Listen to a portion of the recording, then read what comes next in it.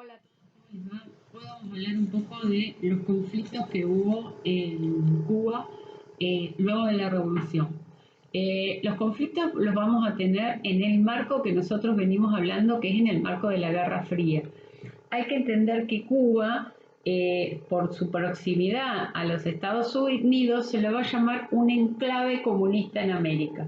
Si ustedes miran un mapa, que estaría bueno que lo hagan, van a ver que Cuba está muy cercano a lo que sería la península de la Florida, que es donde está la ciudad de Miami, que es una de las más conocidas. Esto hacía que en plena América el único partido comunista que iba a haber hasta el momento iba a ser Cuba. Y para los Estados Unidos era un gran problema, ya que los países comunistas estaban del otro lado. Ustedes piensen en un mapa y piensen en la URSS, y todos los aliados de la URSS que siquiera están del lado oriental. En el lado occidental, ¿quién va a empezar a tener este tipo de ideología? Va a ser Cuba, pero siempre recuerden que no es al principio de la revolución, sino que después de estos conflictos que yo les voy a hablar, es que Cuba se va a declarar comunista. Creo que los otros días yo les comenté precisamente cuándo se forma el Partido Comunista Cubano. Bien, vamos a hablar de dos conflictos. Estos dos conflictos tuvieron lugar seguido, o sea, uno fue en el año 1961, el primero de los conflictos, y el otro va a ser un año y pico más tarde para que ustedes tengan, para decirlo exactamente la fecha. En abril de 1961 se va a dar un hecho conocido como desembarco en la bahía de Cochino. Si ustedes se acuerdan, cuando asume la revolución y Fidel Castro es quien, yo les digo, reparte los cargos, él se queda como jefe de las Fuerzas Armadas y el primer ministro va a ser Miró Cardona, que por diferencias que va a tener con Fidel Castro, finalmente decide irse. Se va a ir. ¿Y a dónde se va a ir? Principalmente a los Estados Unidos y a esta península de la Florida de la que les estoy hablando. ¿Qué es lo que se empieza a formar acá, en esta península de la Florida? Siempre tengan en cuenta que cuando hay una revolución va a haber una contrarrevolución. ¿A qué le llamo yo una contrarrevolución? Aquellas personas que estaban conformes a cómo se vivía antes de la revolución van a querer derrocar a esa revolución. Y esto más o menos era la idea de lo que es el desembarco en Bahía de Cochino. Obviamente totalmente apoyado por los Estados Unidos, porque a Estados Unidos no le gustaba para nada que Cuba esté en esa situación. Bueno, la cuestión es que se van a ir desde la península de Florida, van a salir y van a llegar a la isla de Cuba, precisamente a un sector de la isla que se llama Bahía de Cochino. En esa Bahía de Cochino van a empezar el desembarco. ¿Pero qué pasa acá?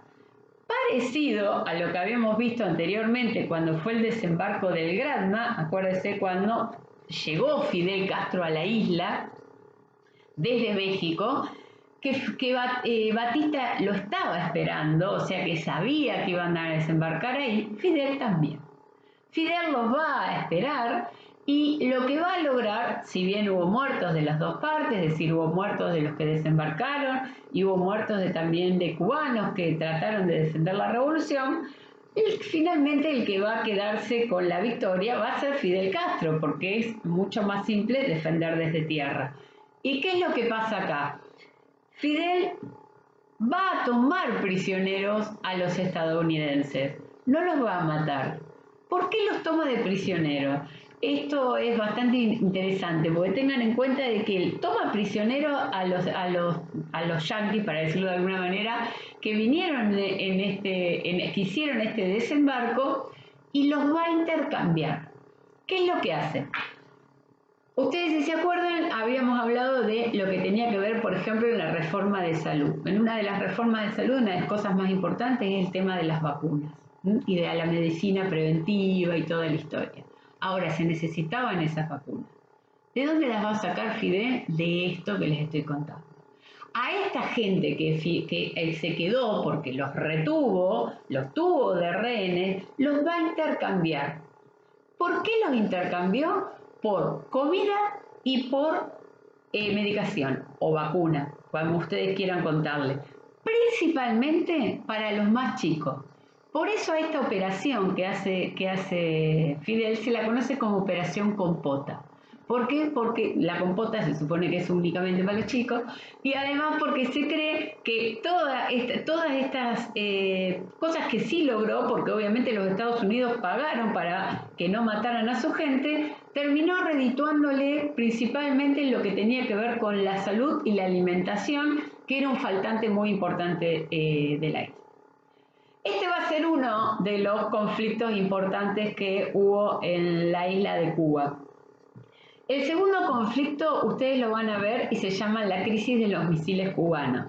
Esto también lo vimos cuando vimos Guerra Fría y estuvimos hablando de las distintas fases de Guerra Fría, entre ellas una que se llamó la coexistencia pacífica, que era que si bien hubo altercados, no estábamos como en la primera etapa, que era máxima tensión, que parecía que nos agarrábamos en la Tercera Guerra Mundial. Bueno, esta crisis de los misiles sí fue bastante difícil, fue un antes y un después, y fue bastante complicado el tema de cómo estaban las cosas por cómo se amenazaba. ¿Qué es lo que pasa? A través de la CIA, Estados Unidos se entera que Cuba tiene misiles de alto alcance apuntando hacia los Estados Unidos, ¿sí?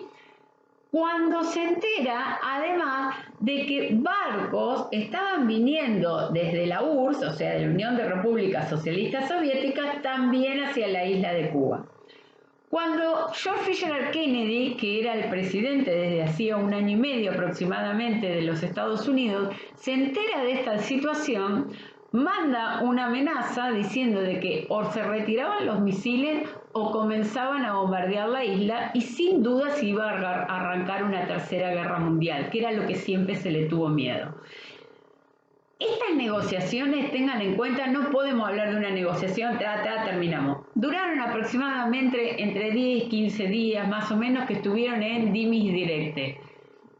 Fidel Castro y los integrantes de lo que tiene que ver con el gobierno de la isla no participaron de esta negociación.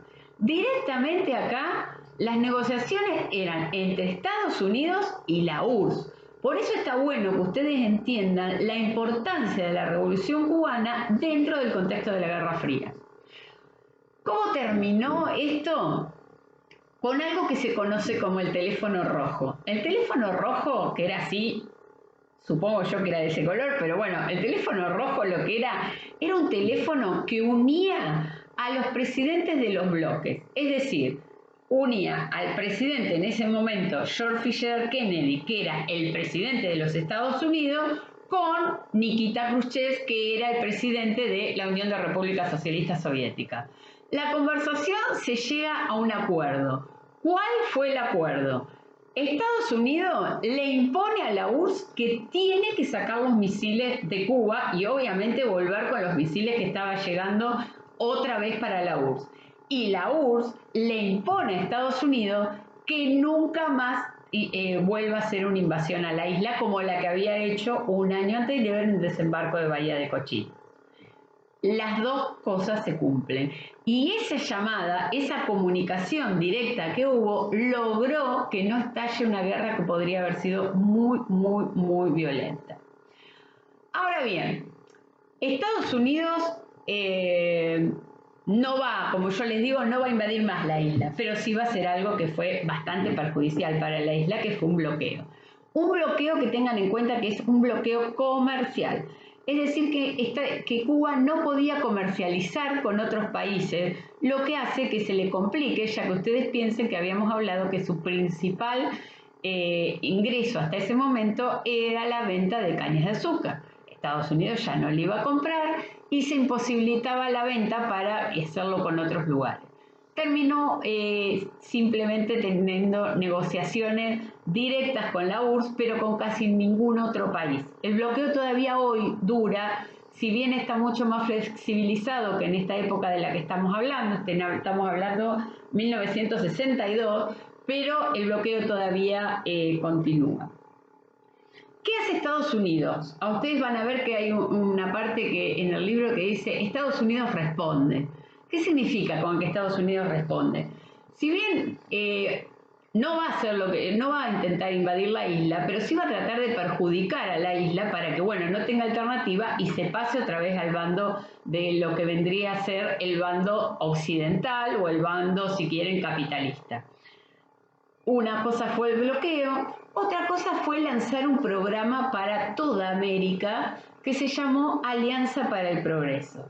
Esta Alianza para el Progreso, que como ustedes van a leer bien, es parecida a lo que ustedes vieron como Plan Marshall. El Plan Marshall, acuérdense que era la ayuda económica a los integrantes del bloque occidental por parte de los Estados Unidos. Esta Alianza para el Progreso va a ser una ayuda económica para los países americanos para que no se pasen al otro bando, es decir, que no se transformen en comunistas. Y va a ser otra, que esta sí quiero que la tengan muy presente y realmente la sepan, porque ustedes van a ver que Argentina la va a adoptar, sobre todo cuando vean que veamos golpes de Estado, que es la doctrina de seguridad nacional. ¿Qué significa la doctrina de seguridad nacional?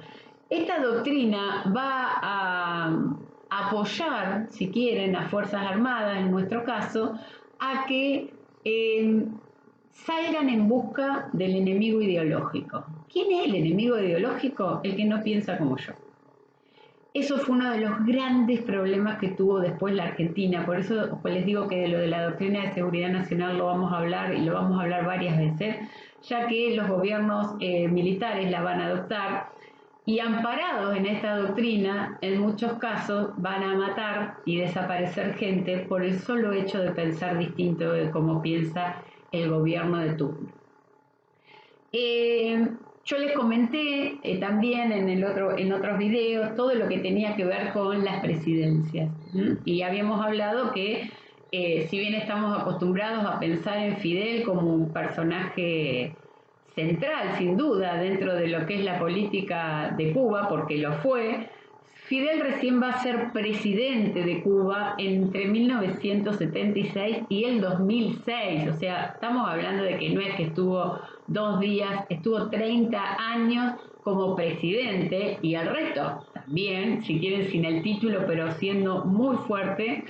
En el 2006 Fidel se enferma gravemente y quien lo va a reemplazar va a ser su hermano Raúl, que bueno, va a tomar lo que se llama la presidencia interina, porque es como que la tomaba porque Fidel estaba enfermo, y recién en el 2008 hasta el 2018, 2008 es el año de la muerte de Fidel, perdón, hasta el 2018 va a ejercer sí la presidencia.